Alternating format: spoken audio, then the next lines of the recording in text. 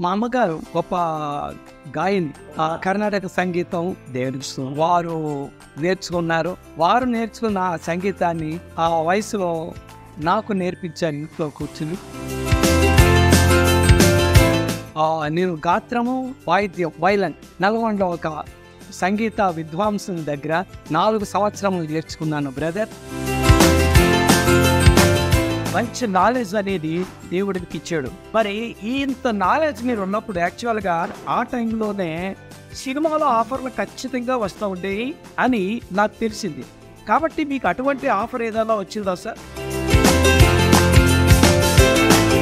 నిజంగానే నాకు కూడా అవకాశాలు వచ్చినవి, కానీ అంతగా ఇంట్రెస్ట్ చూపేది సినిమా ఫీల్డ్లో. ముఖ్యంగా నా గాత్రాన్ని, తలాంతిని దేవుని సేవలో నేను మరి ఒక అభిషేకం పొందిన వ్యక్తిగా దేవుని సేవలో వాడడానికి నిర్ణయించుకున్నాను.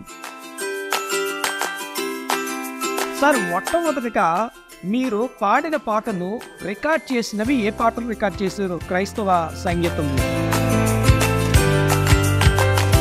నేను నాకన్నా మించిన గాయకుడు కానీ వాయిద్యకారుడు అని లేడంటే విరిగితే ఆ మరుక్షణమే దేవుని తొక్కి పాడేస్తాడు.